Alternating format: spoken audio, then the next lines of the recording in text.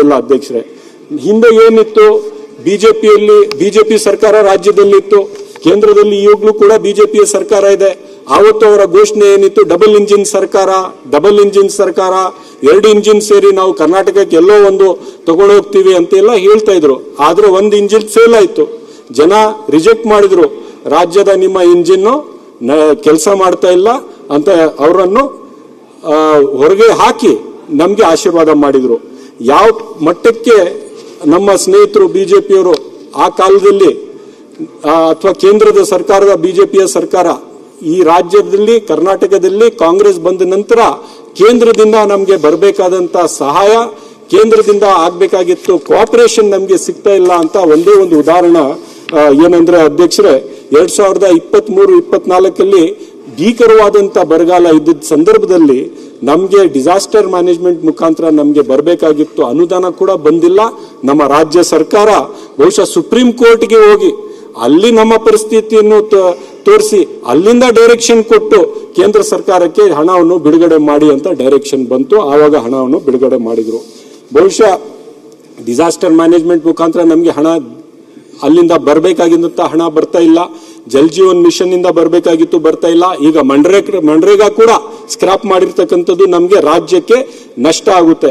ಬಹುಶಃ ಇಡೀ ಈ ಡಿಬೇಟ್ ಅಲ್ಲಿ ನಾನು ಬಹಳಷ್ಟು ವಿರೋಧ ಪಕ್ಷದ ನಾಯಕರು ಮತ್ತೆ ವಿರೋಧ ಪಕ್ಷದ ನನ್ನ ಸ್ನೇಹಿತರ ಮಾತನ್ನು ಕೇಳ್ತಾ ಇದ್ದೆ. ಅವ್ರು ಏನ್ ಹೇಳ್ತಾ ಇದ್ದಾರೆ, ಸಿದ್ದರಾಮಯ್ಯನವರು ಸಾಲ ಮಾಡಿದ್ದಾರೆ, ಸಿದ್ದರಾಮಯ್ಯನವರು ಇಡೀ ರಾಜ್ಯವನ್ನು ಸಾಲಗಾರ ರಾಜ್ಯ ಆಗಿ ಪರಿವರ್ತನೆ ಮಾಡಿದ್ದಾರೆ, ಸಾಲ ಮಾಡಿದ್ದಾರೆ ಅಂತ ಅವ್ರು ಹೇಳ್ತಾರೆ. ಆಯ್ತು, ಸಾಲ ಮಾಡೋದಕ್ಕೆ ಕಾರಣಗಳೇನು ಅಂತ ಕೂಡ ನಾವು ಅರ್ಥ ಮಾಡ್ಕೋಬೇಕು, ಅದ್ರ ಬಗ್ಗೆನೂ ಕೂಡ ನಾವು ಚರ್ಚೆ ಮಾಡಬೇಕಲ್ಲ. GST ಒಂದು ದೊಡ್ಡ ಕಾರಣ ಅಧ್ಯಕ್ಷರೇ. GST ಆಕ್ಚುಲಿ ಏನಾಗಿದೆ, GST ಬಂದಿರೋದ್ರಿಂದ ನಮ್ಮ ರಾಜ್ಯಕ್ಕೆ ನಷ್ಟನೇ ಆಗಿರೋದು ಹೊರತು ಒಳ್ಳೇದಂತೂ ಆಗಿಲ್ಲ. ಯಾಕಂದ್ರೆ ಯಾವ ರೀತಿಯು GST ಕನ್ಸ್ಟ್ರಕ್ಟ್ ಮಾಡಿರೋದೇ ರಾಜ್ಯಗಳಿಗೆ ಅನ್ಯಾಯ ಆಗ್ಬೇಕು, ಕೇಂದ್ರ ಸರ್ಕಾರಕ್ಕೆ ಸ್ವಲ್ಪ ದುಡ್ಡು ಸೇರ್ಕೋಬೇಕು ಅಂತ ಆ ರೀತಿ GST ಅವರು ಮಾಡಿದ್ದಾರೆ. ಆಯ್ತು, ಅದೇ GST ಅಲ್ಲಿ ನಾವು ನಡ್ಕೊಂಡು ಬರ್ತಿದ್ವಿ. ಇವರು ಈಗ ಮೊನ್ನೆ ರ್ಯಾಷನಲೈಸೇಷನ್ ಮಾಡಿ ಸ್ಲಾಬಿನ ದರ ಬದಲಾಯಿಸಿದ್ರು. ಅದ್ರ ಮಾತ್ರ ನಮ್ಗೆ ಈಗ ಬರಬೇಕಾದಂತ ಹಣ ಈಗ 4% ಕಡಿಮೆ ಆಗಿದೆ ಅಧ್ಯಕ್ಷರೇ. 4% ಕಡಿಮೆ ಅಂದ್ರೆ ಈ ವರ್ಷ ಮಾತ್ರ 10,000 ಕೋಟಿ ನಮ್ಮ ರಾಜ್ಯಕ್ಕೆ ನಷ್ಟವಾಗುತ್ತೆ. GST ಕನೆಕ್ಷನ್ ಅಲ್ಲಿ 10,000 ಕೋಟಿ.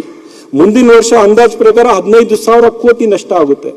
ನಮ್ಗೆ ಅಲ್ಲ, ಸೆಂಟ್ರಲ್ ಗವರ್ಮೆಂಟ್ಗೂ ಕೂಡ ನಷ್ಟವಾಗುತ್ತೆ. ಸೆಂಟ್ರಲ್ ಗವರ್ಮೆಂಟ್ಗೂ ಕೂಡ ಈ ವರ್ಷ 1.3 ಲ್ಯಾಕ್ ಕ್ರೋರ್ ಈ GST ದರ ಬದಲಾವಣೆಯಿಂದ ಸೆಂಟ್ರಲ್ ಗವರ್ಮೆಂಟ್ಗೂ ಕೂಡ ನಷ್ಟವಾಗುತ್ತೆ. ಮುಂದಿನ ವರ್ಷ ಅವ್ರಿಗೆ 2 ಲಕ್ಷ ಕೋಟಿ ನಷ್ಟವಾಗುತ್ತೆ. ಅಲ್ಲಿ ಅವ್ರಿಗೂ ನಷ್ಟ ಆದ್ರೂ ಸಹ ಡಿವಲ್ಯೂಷನ್ ಅಲ್ಲಿ ನಮ್ಗೆ ಕಡಿಮೆ ಆಗುತ್ತೆ ಆ ದುಡ್ಡು. ಸೊ ಇಲ್ಲಿನೂ ನಮಗೂ ನಷ್ಟ, ಅವರು ನಷ್ಟದಲ್ಲಿ ಇರ್ತಾರೆ, ಮತ್ತೆ ಅವರಿಂದ ನಮಗೂ ಕೂಡ ಕಡಿಮೆ ದುಡ್ಡು ಅಲ್ಲಿಂದ ನಾವು ಕಟ್ಟಿರ್ತಕ್ಕಂಥ ಹಣ, ನಾವು ಕಟ್ಟಿರ್ತಕ್ಕಂಥ ಟ್ಯಾಕ್ಸ್ ಅಲ್ಲಿ ನಮ್ಗೆ ಬರ್ಬೇಕಾದ ಪಾಲು ನಮ್ಗೆ ಬರೋದಿಲ್ಲ. ಇನ್ನೊಂದು ಏನ್ ಮಾಡ್ತಾ ಇದಾರೆ ಸೆಂಟ್ರಲ್ ಗವರ್ಮೆಂಟ್ ಅವರು ಅಧ್ಯಕ್ಷರೇ, ಸೆಸ್ ಹಾಕ್ತಾ ಇದ್ದಾರೆ. ಸೆಸ್ ಹಾಕಿದ್ರೆ ಏನಾಗುತ್ತೆ, ಡೈರೆಕ್ಟ್ ಸೆಸ್ ಅವ್ರಿಗೆ ಹೋಗುತ್ತೆ, ರಾಜ್ಯದ ಜೊತೆಗೆ ಅವರು ಶೇರ್ ಮಾಡೋದಿಲ್ಲ. ಅಂದ್ರೆ ನೀವು ಡೈರೆಕ್ಟ್ ಆಗಿ GST ಹಾಕ್ಬೇಕಾದ್ರೆ ಪದಾರ್ಥಗಳ ಮೇಲೇನೂ ಕೂಡ ಸೆಸ್ ಹಾಕಿ ಡೈರೆಕ್ಟ್ ಆಗಿ ಸೆಂಟ್ರಲ್ ಗವರ್ಮೆಂಟ್ ತಗೊಂಡು ಹೋಗ್ತಾ ಇದ್ದಾರೆ.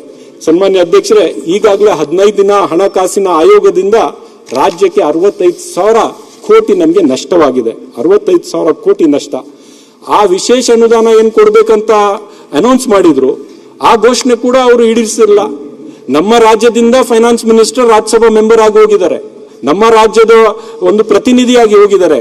ಅವ್ರು ಆದ್ರೂ ಸಹ ಕಳೆದ 6 ವರ್ಷಗಳಲ್ಲಿ ಅವರು ಫೈನಾನ್ಸ್ ಮಿನಿಸ್ಟರ್ ಆಗಿದ್ದು ಒಂದೇ ಒಂದು ನಯಾ ಪೈಸದ ಲಾಭ ಕರ್ನಾಟಕ ರಾಜ್ಯಕ್ಕೆ ಆಗಿಲ್ಲ. ಆದ್ರೂ ನಾವು ಅವ್ರನ್ನ ವೋಟ್ ಹಾಕಿ ರಾಜ್ಯಸಭೆಗೆ ನಮ್ಮ ರಾಜ್ಯದಿಂದ ಕಳಿಸ್ತಾ ಇದ್ದೀವಿ ಅಧ್ಯಕ್ಷರೇ. ಮಾನ್ಯ ಅಧ್ಯಕ್ಷರೇ, ಈಗ